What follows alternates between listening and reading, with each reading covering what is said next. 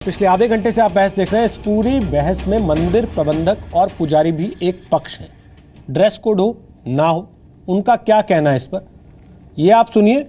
उसके बाद आपको बता दें, हमारे साथ पर्यटन संस्कृति मंत्री महेश शर्मा इस वक्त लाइव आ चुके हैं। चलिए सीधे महेश शर्मा से ही बात करते हैं, इसको सुनने की बजाय। महेश शर्मा जी, ये 11 पन्ने की बुकलेट है जो पर्यटन मंत्रालय ने जारी की, मेरे हाथ में है। पिछले आधे घंटे से इस पर बहस हम लोग कर रहे हैं और सुबह से आपके कहे पर बहस चल रही है। लेकिन जो इसमें लिखा है और जो आप कहते हुए टीवी पर दिख रहे हैं, वो बात इस बुकलेट में तो है ही नहीं सर। वो स्कर्ट इसमें है नहीं, तो वहां कहां से आ गई फिर जहां आप थे? देखिए, कल जब मैं आगरा गया, जिस विषय पर वहां के पत्रकार ने जिसने पूछा कि आप पत्रकारों की सुरक्षा के लिए क्या कर रहे हैं, उसमें जब हमने बताया कि हमारी एडवाइजरी बुकलेट है, तो उन्होंने कहा इस बुकलेट में आपने कपड़ों के ऊपर और बहुत सारी चीज़ों पर पाबंदी लगाई है। तो हमने कहा हमने पाबंदी नहीं लगाई है, और हम भारत एक इस तरह की विविधताओं वाला देश है। भारत की संस्कृति 200 किलोमीटर पर भाषा, खाना, पहनावा बदल जाते हैं, और हम जो भारत की संस्कृति है सर, हमारी उस वसुधैव कुटुंबकम पर, यत्र नार्यस्तु पूज्यन्ते पर हम विश्वास रखते हैं, अतिथि देवो भव पर हम विश्वास रखते हैं। और यह मेरा विषय नहीं कि मैं किसी को ये कहूँ कि वो क्या पहने और क्या ना पहने। तब जब उन्होंने विषय उठाया कि आपने अपनी उस एडवाइजरी में ये लिखा है कि कपड़ों पर आप ध्यान दें, तो मैंने उन्हें बताया कि ये विषय हमने सिर्फ हमारे धार्मिक स्थलों पर जब आप जाएं तो उसमें हमने लिखा हुआ है कि कृपया कपड़ों का ध्यान रखें। वो बुकलेट मेरे सामने भी, मैं उसको भी पढ़ देता हूँ, जिसमें हमने लिखा है कि ascertain visiting hours, dress codes for some religious places can include covering your head and being barefoot, etc. Some parts of India, particularly the smaller towns and villages, still have traditional styles of dressing. तो उन्होंने कहा आप इस पर क्या आप कपड़ों पर भी किसी को प्रतिबंध लगाना चाहते हैं? तो हमने उनसे कहा कि हम धार्मिक प्लेसों पर, जहाँ से किसी आप गुरुद्वारे में जाएं वहाँ आपको सर ढकना हो सकता है, किसी मंदिर में जाएं वहाँ आपको जूते उतारने हो सकते हैं, इस विषय पर। और हमारा विषय, न्याय मंत्री का विषय है कि वो ये बताए कि कोई क्या पहने ना पहने। मेरी भी 2 बेटियां हैं और वो कपड़े पहनती हैं, वो एक स्कर्ट भी पहनती हैं, डॉक्टर हैं, वो टी-शर्ट भी पहनती हैं, शर्ट पहनती हैं। तो ये मेरा विषय नहीं है कि हम किसी के कपड़ों पर कोई प्रतिबंध लगाएं कि कोई क्या पहने ना पहने। हाँ, ये ज़रूर मैंने कहा कि जब भी हमारी धर्म है कि हमारा फर्ज है कि जो हमारे यहाँ लोग आएँ, पर्यटक, विदेशी पर्यटक खासतौर पर, उनकी सुरक्षा का हम ध्यान रखें। और विशेष तौर पर जब अकेले पर्यटक जब कमी हो, रात के समय जब निकलें, तो कृपया इन चीज़ों का ध्यान रखें कि जिस टैक्सी में आप बैठे उस टैक्सी की नंबर प्लेट की फ़ोटो लेकर आप किसी अपने दूसरी डेस्टिनेशन को अपलोड कर दें। और 1363 एक हमारी हेल्पलाइन है, जिसको 24 घंटे 12 भाषाओं के अंदर, जर्मन टूरिस्ट अगर पूछेगा तो जर्मन भाषा में उपलब्ध है, अगर कोई और स्पेनिश टूरिस्ट या रशियन टूरिस्ट अपनी भाषा में पूछेगा तो रशियन भाषा में वो उपलब्ध है। तो हमने किसी को ये सलाह नहीं दी कि आप क्या पहने और ना क्या पहने। और पहली बात ये भारत के कल्चर मंत्री या पर्यटन मंत्री की जिम्मेदारी नहीं है कि वो बताए कि कोई क्या पहने क्या ना पहने। हमने धार्मिक स्थलों के लिए हमने एक एडवाइजरी, और एडवाइजरी का मतलब ये नहीं होता कोई बाध्यता है, वो एक सुझाव है कि ताकि उनका जब भी वो देश के अंदर आए वो सुरक्षित पर्यटन उनको मिले, एक स्वच्छ पर्यटन उनको मिले। देश के प्रधानमंत्री जी का ये सपना है कि हम पर्यटन को नई ऊंचाइयों तक ले जा सके, जिससे भारत की घनी संस्कृति को हम विश्व के कोने में पहुंचाएं, और जिसमें हमारा किसी तरह का भी थे किसी के कपड़ों पर बंधन लगाना या नहीं है। और ना ही हमने इस विषय को कहा है। जब ये सुरक्षा के विषय के अंदर उन्होंने पूछा, तो जो विषय हमारी एडवाइजरी बुकलेट में लिखा है उसको मिस इंटरप्रेट किया गया। हमने उसमें ये जरूर कहा है कि जब आप रात के टाइम किसी टैक्सी में बैठें, तो अकेले जब बैठे तो खास तौर पर उस टैक्सी का नंबर लेकर उसे अपलोड कर दें। सर महेश जी, पूरा विवाद स्कर्ट पे है जी, एडवाइजरी पीछे रह गई है और स्कर्ट पूरी चर्चा में है। आप कह रहे हैं कि स्कर्ट है ही नहीं पूरी बातचीत में कहीं। हमने किसी से ये नहीं कहा कोई, मैंने कहा ना कि मैंने कहा जब इसके विषय में पूछा गया, जब उन्होंने पूछा, जो पत्रकार ने ये पूछा कि आपने इस एडवाइजरी के अंदर कपड़ों पर प्रतिबंध लगाने की बात कही है, और उन्हीं के शब्द थे, ये जो शब्द भी आप कहना चाहते हैं उन्हीं के शब्द थे कि क्या आप उन पर प्रतिबंध लगाना चाहते हैं। मैंने कहा ये मेरा विषय नहीं है, आप उसको पूरी स्टेटमेंट को देखें। उसमें हमने कहा कि ये विषय मंत्री का नहीं है कि कोई क्या पहने क्या ना पहने। हम सभी का सम्मान करते हैं, विदेशी पर्यटकों को हम आमंत्रित करते हैं, और पूरे विश्व के अंदर आज इस तरह की एडवाइजरीज हर चीजों के लिए तो हम अपने पर्यटकों को थोड़ा सा सुझाव देते हैं, हम उन पर बाध्यता नहीं करते कि आप क्या करें। अब आप एटीएम से पैसे निकालने जाते हैं, हम उसको ये कहते हैं कि आप एटीएम के अंदर पिन कोड डालने के बाद उसे डिलीट कर दें ताकि उसका दुरुपयोग ना हो। हम ये कहते हैं उनसे कि जब आप रेलवे स्टेशन पर जाएं तो लाइसेंस वाले कुली को आप इस्तेमाल करें, अब जब आप लाइसेंस वाले गाइड को इस्तेमाल करें। तो इस तरह की एडवाइजरी सभी विषयों की जारी होती है और उसी विषय में ये कहा है। लेकिन हमने ये बिल्कुल नहीं कहा है कि कोई कपड़े का पहनावे के बारे में ना तो ये भारत के मंत्री की प्रेरोगेटिव है कि वो बताए कि वो क्या पहने, ना उसकी जरूरत है, ना उसकी सोच है कि वो किसी को ये बताए कि वो क्या पहने और क्या ना पहने। लेकिन हाँ, सुरक्षा की दृष्टि से उन जो हमारे पर्यटक आते हैं उनको सुरक्षित पर्यटन हम दे पाए। अभी भी आपको पता, आज से 5 दिन पहले हमारे देश के अंदर एक घटना हुई है जब विदेशी पर्यटकों के एक जापानीज के ग्रुप के साथ कुछ धोखाधड़ी हुई, तो उनको भी हमने, पुलिस को भी हमने बुलाया ताकि पुलिस की भी व्यवस्था उस वक्त है। आज हमने रेलवे मंत्रालय के साथ भी इस विषय पर चर्चा करी है कि किस तरह हम रेलवे स्टेशनों, एयरपोर्टों पर भी पुलिस व्यवस्था के साथ अपने किसी पर्यटक को किसी तरह से भी दिक्कत ना हो, इस विषय का भी हम ध्यान दें। लेकिन महेश जी, पूरा विपक्ष आपके ऊपर टूट पड़ा हुआ है सुबह से, और मैं दोबारा कहना चाहता हूं, देख रहे होंगे मेरा विषय, कांग्रेस मैं के दोबारा कहना चाहता हूं, मेरा विषय किसी को ये आगाह करना नहीं है। सर, कांग्रेस के नेता मनीष देखिए, मुझे उनके विषय पर कुछ कमेंट नहीं करना है। बस चले तो वो सब औरतों मुझे उनसे कोई, उनको कहें उनकी बात आप सुन लीजिए, मैं ये उनका अपना विषय है। मनीष तिवारी जी से पूछिए, बुर्का उन्होंने देश को पहनाया था, देश बदनाम हुआ था उनके भ्रष्टाचार के कारनामों के कारण, पूरा देश बदनाम हुआ था। मैंने नहीं पहनाया बुर्का किसी को, लेकिन मैंने किसी से नहीं कहा कि आप क्या पहने और क्या ना पहने। तमाम लोग, हाँ, ये बात सही है कि कांग्रेस के कारनामों से इस देश को जरूर जो आपके बयान पे सवाल उठा रहे हैं, धन्यवाद। उनका कहना है कि मंत्री जी की बातों से देश की छवि को नुकसान पहुंचा है। महेश शर्मा इतनी देर के लिए थे हमारे साथ। स्मिता प्रकाश, आपने उनकी बात सुन ली, पूरी बात सुनने के बाद आप क्या कहते हैं? देखिए, मनीष तिवारी जी जो कह रहे थे, उनके कांग्रेस के शासनकाल में ही निर्भया कांड हुआ था और उसकी वजह से दिल्ली को रेप कैपिटल कहा गया था। Pakistan went to town saying कि इंडिया जो है वो रेप कंट्री है। उस इमेज से बाहर निकलने में हमें बहुत वक्त लगेगा।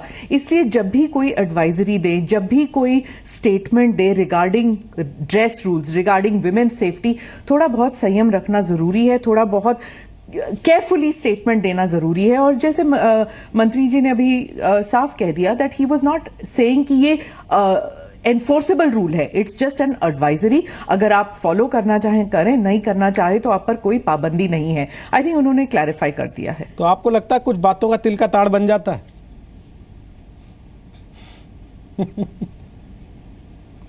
वो तो बनेगा ही जब मंत्री कुछ कहेंगे और अगर वो क्लैरिफाई नहीं करेंगे इमीडिएटली तो ऑब्वियसली उसका डबल मीनिंग निकल सकता है और इसी की वजह से एक कंट्रोवर्सी होगी। अब जब मंत्री ने कह दिया कि it is not a rule, it is a मियर suggestion, लेकिन ये सजेशन जो है वो ट्रैवल कंपनीज और जैसे रागिनी ने कहा लोनली प्लैनेट है, वेबसाइट्स है, हर जगह ये सब एडवाइजरीज है, होटल्स में भी लोग बताते हैं। और अगर लोग टूरिस्ट जब आते हैं किसी के घर में भी रह रहे हैं वो भी एडवाइस करते हैं कि कुछ जगहों में आप ऐसे कपड़े ना पहन के जाए। तो ये एडवाइजरी ऑफिशियली बताने की जरूरत नहीं होती है, ये एडवाइजरी जो है ट्रैवल कंपनीज देती हैं। चलिए, हालांकि जो एडवाइजरी ऑफिशियल जारी की गई है उसमें ये शब्द नहीं है, ये एक अच्छी राहत की बात है हमारे देश की छवि के लिए, जिसकी चिंता में हम लोग बहस कर रहे हैं। कपड़ों के बारे में है ही नहीं। जी बिल्कुल, पिछले 1 घंटे जिस पे हम बहस कर रहे हैं और सुबह से पूरा देश बहस कर रहा है, वो शब्द असल में उस एडवाइजरी में है नहीं। लेकिन रागिनी नायक, मनीष तिवारी जी कहते हैं कि सबको बुर्का पहना देना चाहते हैं। अब कल को जब बुर्के पे बहस शुरू हो जाएगी तो कहीं उनका स्टैंड इससे तो नहीं बदल जाएगा कि भाई बुर्के को लेके हमारी आपत्ति नहीं है, हम किसी के धार्मिक परिधान को जो है क्वेश्चन नहीं कर रहे।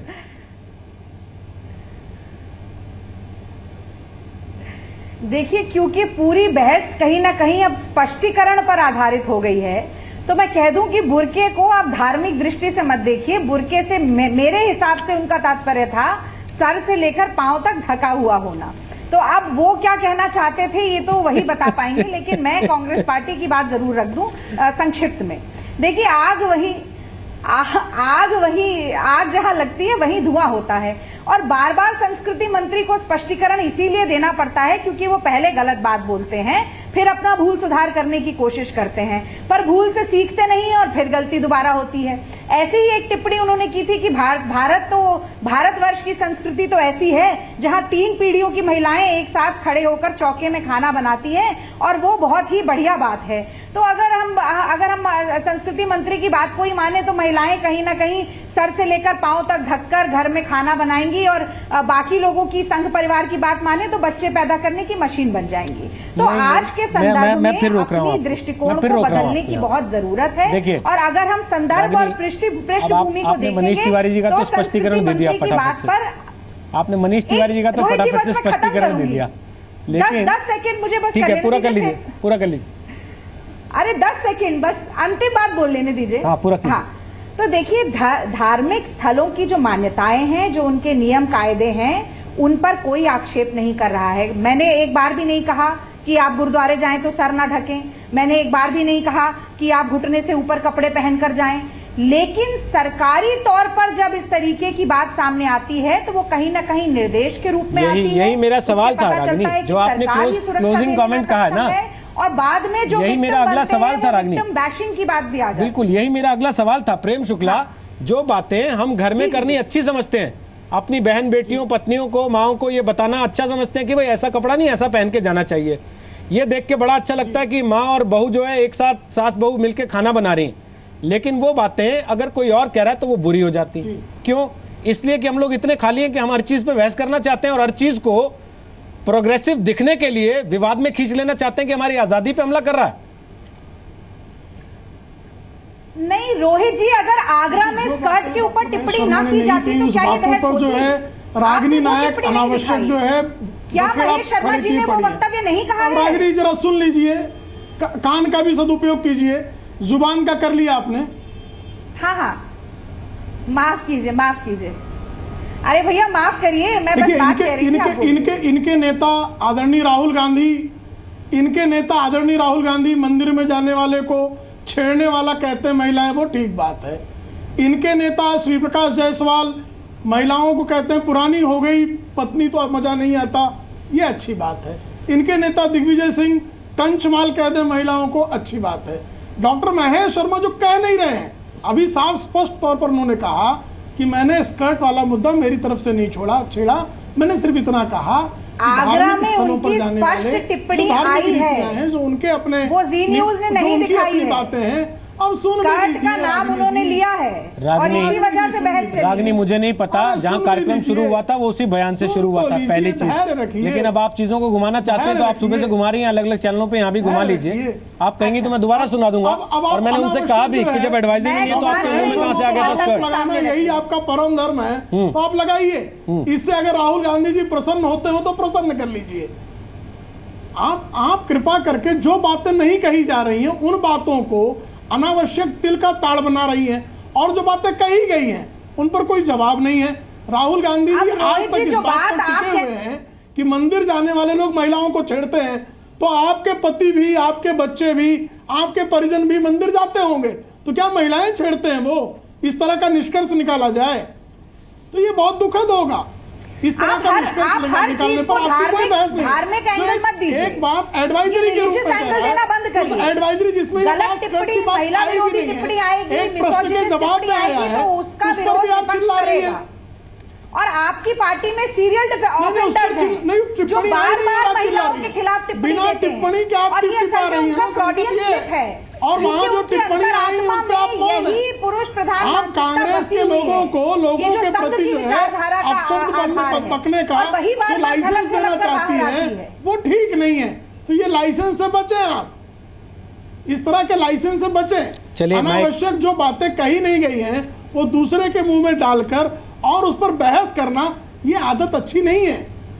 एक लास्ट कमेंट, स्पष्टीकरण क्यों दे रहे थे? ठीक है प्लीज, एक लास्ट कुछ गलत कहा ही नहीं तो सफाई क्यों दे रहे थे? एक लास्ट कमेंट स्पष्टीकरण क्योंकि आप चिल्ला चीख रही हैं, आप उनकी बात को अनावश्यक तूल दे रही हैं। भाई सुबह अखबार में छपा है, शाम तक टीवी चैनलों पे बहस चल रही है। स्मिता प्रकाश, इतना अधिकार तो हमारा है ना कि हम स्पष्टीकरण मांगे। आप झूठा प्रचार कर रही हैं, झूठ पुराण पढ़ना बंद कर दें आप। ठीक है, बिल्कुल। ठीक है, ठीक है। बहुत 70 वर्षों स्मिता जी, तक लास्ट भ्रष्टाचार कमेंट किया। Please sir. अरे गलत बोलने वालों को सजा दीजिए। प्लीज, ठीक है भाई, आप लोगों ने अपने पॉलिटिकल पॉइंट्स को करना है, सबने बराबर बराबर एक दूसरे को बता दिया कि तुम्हारी पार्टी में ज्यादा महिला विरोधी है। प्लीज अब लास्ट स्मिता जी की बात सुन लीजिए, आखिरी कमेंट स्मिता जी। इतना अधिकार तो हमारा बनता है, सुबह से अखबार में खबर छपी है, दिन भर सारे नेता लाइन लगा के बाइटें दे रहे हैं, तो शाम को एक स्पष्टीकरण तो मांगा जाए कम से कम सरकार से कि आपने कहा क्या है, बताइए।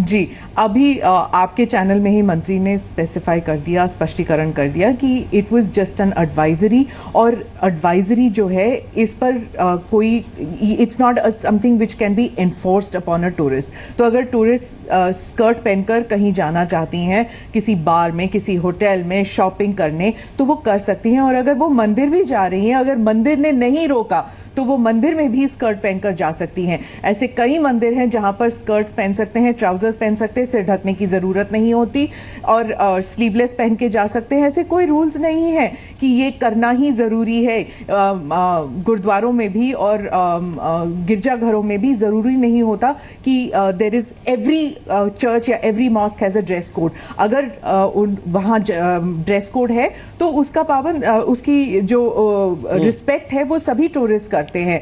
तो आई डोंट अंडरस्टैंड कि इसमें इतना बड़ा क्यों एक कंट्रोवर्सी बना रहे हैं पॉलिटिकल पार्टीज। शायद आज कोई मुद्दा नहीं है इसलिए। चलिए, एक बड़ी चीज ये जो आपने चलते चलते कह दी कि बहुत सारे मंदिर या धार्मिक स्थल ऐसे हैं जहां पे हम स्कर्ट भी पहन के जा सकती हैं या अपनी मर्जी का कपड़ा पहन के जा सकते हैं, लेकिन इतना ज़रूर होगा, कोई ऐसा डिस्को, बार या पब नहीं होगा जो साड़ी पहन के आना अलाउ करता हो।